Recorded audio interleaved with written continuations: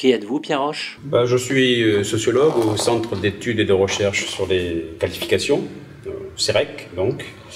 Bon, je construis depuis la fin des années 80 une méthode d'analyse du travail qui puise sa force, sa vitalité dans une clinique sociologique. Je rajouterai volontiers à cela qu'au cœur de son dispositif, il y a un principe fort, c'est celui de la co-construction des savoirs, de la construction des savoirs avec les professionnels, avec les salariés eux-mêmes.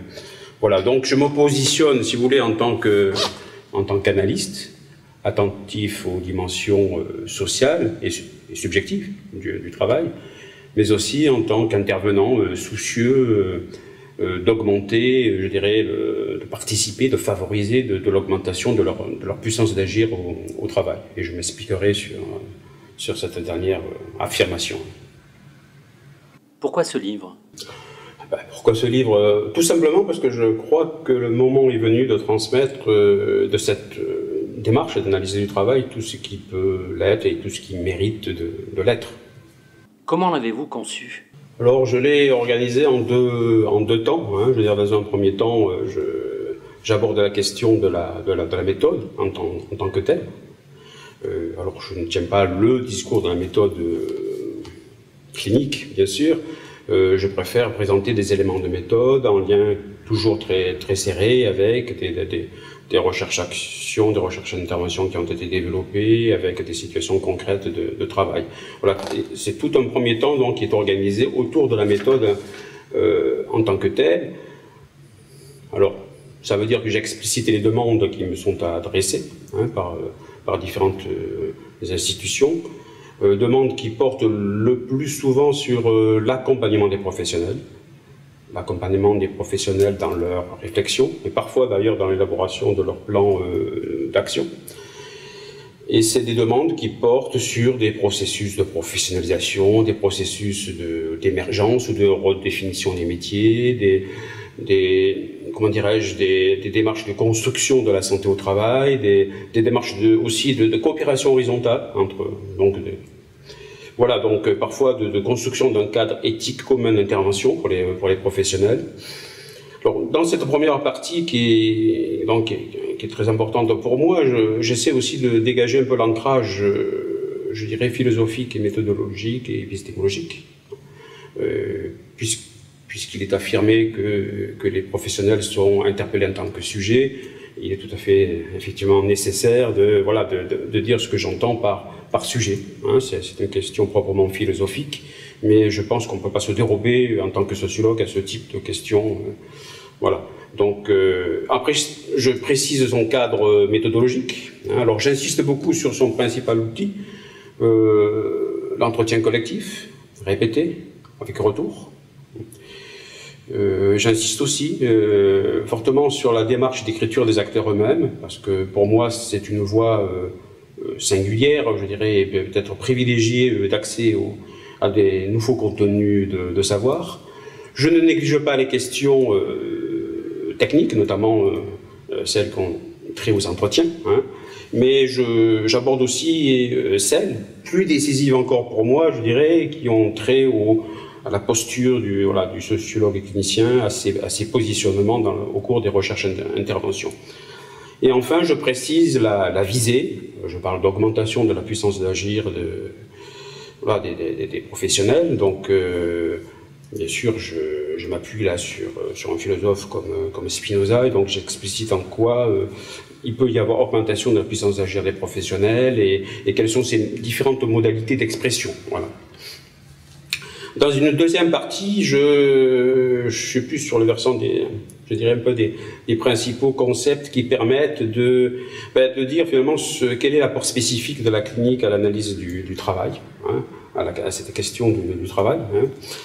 Donc, je présente des concepts comme ceux de rationalité, avec notamment le couple rationalité instrumentale et rationalité subjectivante, les concepts de plaisir et de souffrance au travail.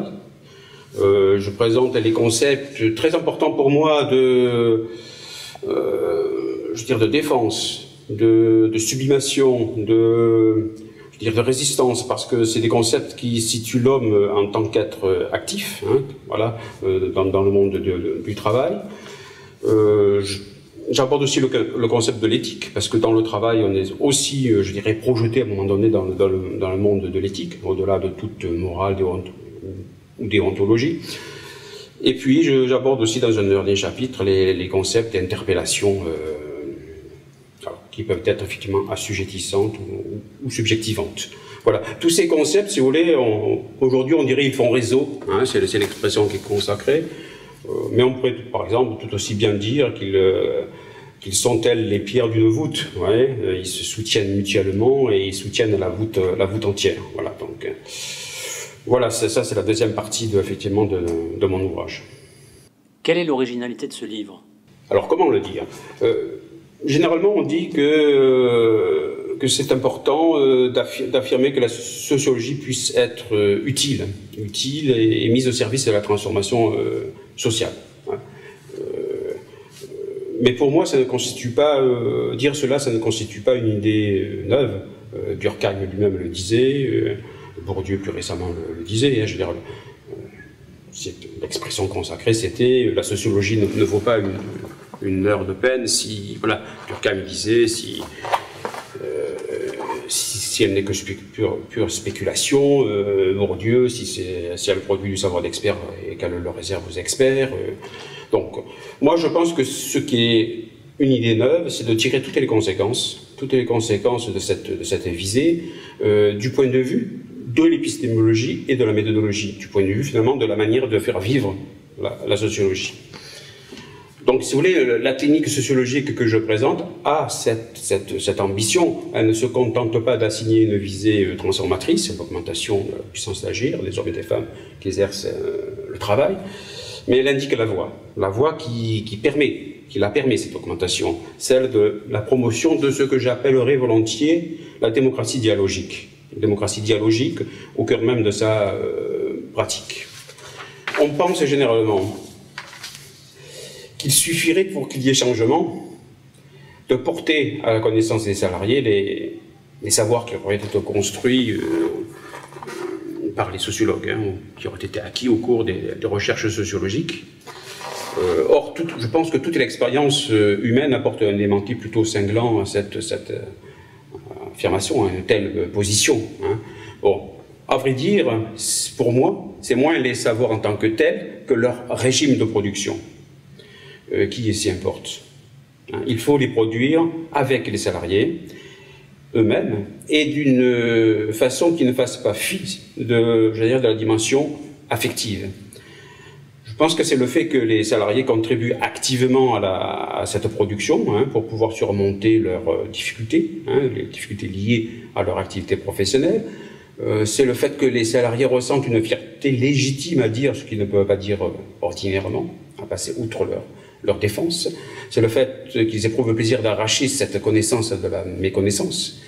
Et puis, peut-être, c'est aussi le fait qu'ils fassent l'expérience de la puissance de l'être ensemble dans le domaine de la pensée, hein, qu'ils éprouvent la joie de pouvoir avancer collectivement dans la compréhension des phénomènes. Voilà. Je dirais que c'est précisément parce que ce savoir-là, dans sa construction, est investi et porté par des affects, qu'il peut avoir un impact sur la dimension affective et sur la dynamique affective, hein, et notamment favoriser l'augmentation ou la réappropriation de la puissance d'agir. Cet ouvrage s'adresse à quel public? Je pense que les publics sont divers, hein, je veux dire, les lectorats sont divers. Il y a les chercheurs, bien sûr, et les consultants qui s'intéressent à la clinique. Il y a aussi tous les étudiants qui peuvent vouloir se former à la clinique. Il y a aussi les militants de l'éducation populaire, parce que je pense que ces derniers partagent nombre de principes forts avec la clinique sociologique, hein, à commencer par celui de la co-construction des savoirs. Et puis, il y a aussi tous les professionnels qui sont soucieux d'être en position de réflexivité sur leur pratique professionnelle, sur leur positionnement.